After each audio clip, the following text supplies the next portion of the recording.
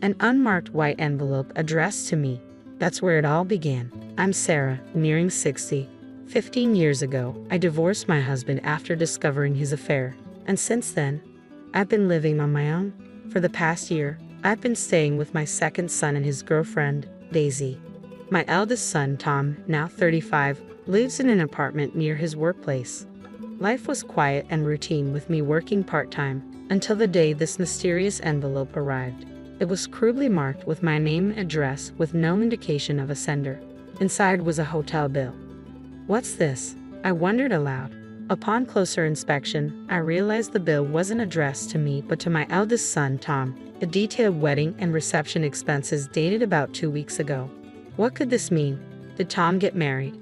Tom had a girlfriend I met once a few months back, but there was no mention of marriage at the time. I didn't have the best impression of her. Her name was Michelle, if I recall correctly. She barely made eye contact and seemed constantly uncomfortable, punctuating her speech with and oh as if something was bothering her. Could it be that Tom actually married her? I quickly called Tom, but he didn't answer, likely because he was at work. I decided to leave a message on the landline at the apartment where Tom lived, and to my surprise, a woman picked up. It was Michelle. When she realized it was me, she spoke with irritation. This is why I told Tom we should get rid of this landline. What does this mean? Did you two get married? Are you living together? I fired off a series of questions. Michelle responded in a flat, indifferent tone. Yeah, we got married. We're living together now. So what? So what? I received a bill from the hotel. I didn't hear anything about a wedding. Oh, that arrived already? I sent it because I thought you'd pay, Michelle replied casually. We picked a venue where we could pay later. We covered the deposit, but we figured you should take care of the rest. What? They had a wedding without even inviting me, and now they expect me to pay? I was completely at a loss for words. Michelle, sounding irritated but firm, said, Tom was the one who insisted on marrying me. I found the whole mother-in-law thing too bothersome and declined many times. So naturally, you should be the one to pay. If you refuse, you realize Tom will end up buried in debt? Her cold tone snapped me back to reality. What does Tom think about all this? He says it's fine, of course. Oh, and don't bother trying to contact him. I made sure your number is blocked. So that's why I couldn't reach him earlier. Yes, and while we're at it, other than for weddings, funerals, and the like, please don't contact us at all. And even for those, we don't want anything that costs money. Wait, just hold on a minute. Why are you avoiding me so much? It's obvious, isn't it? A mother-in-law is nothing but a nuisance. Besides, you're broke after your divorce, right? We can't have you begging us for money. I felt a surge of anger as I retorted, if you think I'm so poor, why are you sending me this bill? That's a separate issue. Please make sure to pay it. With that, Michelle hung up abruptly. I stood there holding the receiver, completely stunned.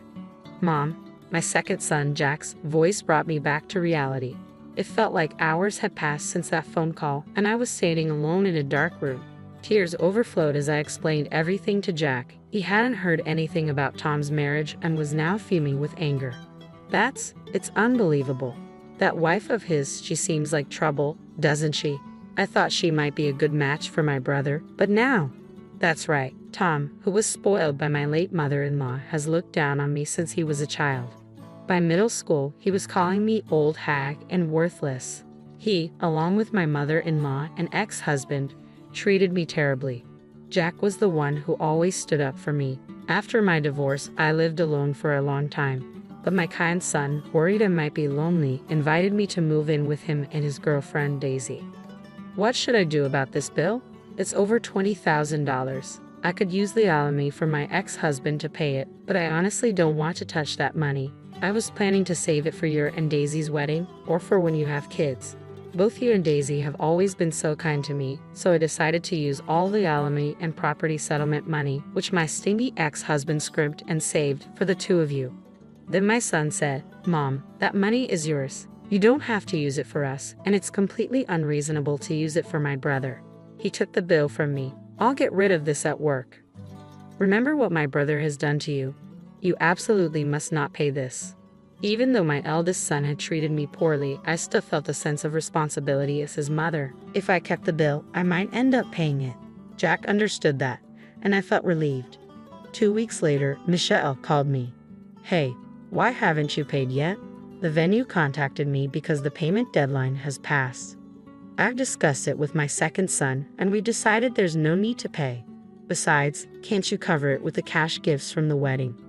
I managed to voice my stance, though my heart raced with anxiety. Michelle's response was immediate and furious. We've moved, and we've already spent all the cash gifts. What are you going to do about this? What? You moved? Where to? None of your business. Just shut up. It was clear that Michelle wanted nothing to do with me. Realizing this, I steeled myself and proposed, "All right, I'll offer you $10,000. In return, we part ways completely, no contact, not even for weddings or funerals. We act as if the other person does not exist. What do you think?" But Michelle wasn't satisfied. $10,000 isn't enough. I need at least $20,000.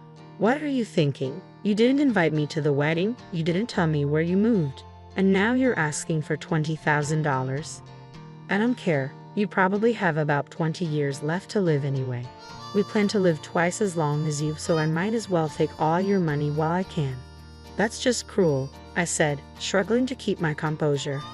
Well, one way or another, we're going to get that $20,000 from you. Once you pay, we'll cut ties as you requested.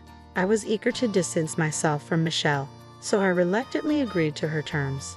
Jack would probably be furious if he found out, but I wanted to avoid any more trouble from Tom and his wife. A year later, Jack married Daisy.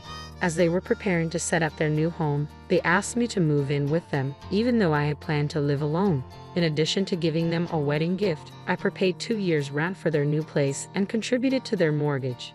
Then Michelle called again. I heard Tom's brother and his wife are building a house. You helped them, didn't you? Because of you, Tom is working 2 jobs and is exhausted. And you only gave us $20,000, Michelle said. It was clear she had heard about our new living arrangements somehow. I was taken aback. But you agreed to the terms back then. There's nothing I can do about it now. Shut up. We're having a baby. What are you going to do about that? Oh, really? Congratulations. But remember, we agreed to cut all ties, so I'm not giving you a penny. Despite her attempts to pressure me, I remained firm. You think you can use a grandchild as a bargaining chip. Even if your baby is born, you won't be seeing them. You'll regret it. With that, Michelle hung up. It seemed she believed a grandchild could control a mother-in-law. While I'd love to have a grandchild, I'm already expecting one. Actually twins, a boy and a girl. Daisy is 8 months pregnant. Tom's child doesn't interest me at all. 6 months later, Daisy gave birth to the twins, and I was joyfully and busily caring for them. Then I received an email from Tom with a photo attached. It showed a beautiful baby with Michelle and Tom. Since we had already cut ties, it was none of my business. When I continued to ignore it, Michelle called me, her frustration evident in her voice. Did you see the picture? Isn't it incredibly cute? Yes, it is. So, what do you want?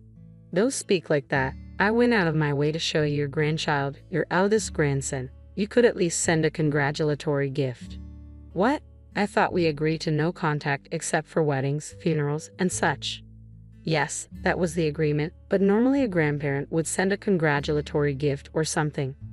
I wasn't surprised by her approach. No, I'm sticking to the agreement, Michelle. Realizing it was pointless to argue further, Michelle handed the phone to Tom. That's your deal with Michelle, not mine. Send me the celebratory money. Tom, ever skilled at twisting logic, said, It's your eldest grandson, you know. Don't you think you should be looking out for him? According to Tom, how they treat their grandchild will somehow influence how I'm treated in my old age. I really don't need you to worry about my old age, I replied. Huh? You think you can rely on Jack? With 2 kids of his own, do you really believe he can take care of you when you're older?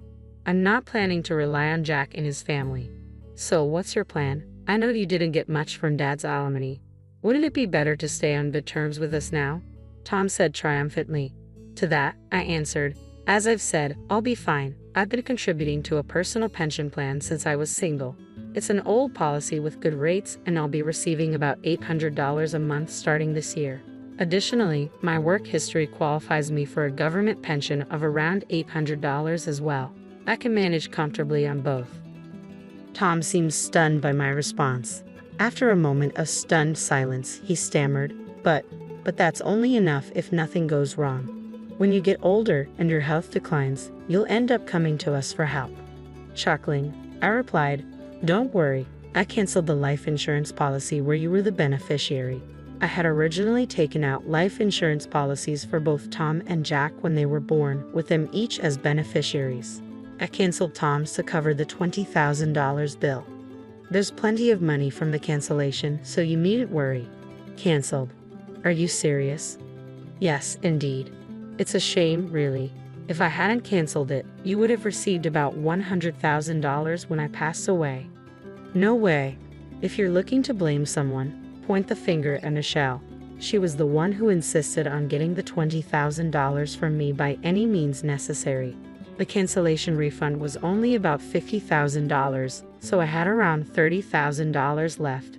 Less than what might shock Tom, but I wasn't obligated to disclose the exact amount.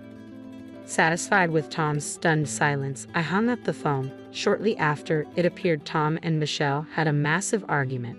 There's talk of divorce, but discussions about alimony and child support are stalled, leaving them living separately within the same house. It's like watching the downfall of someone obsessed with money. Meanwhile, I've taken up part-time work as a cleaner to ensure I'm not a financial burden on Jack and his family during my retirement. Warmly welcomed by my son and his wife, and with the joy of 2 grandchildren, I'm truly content now.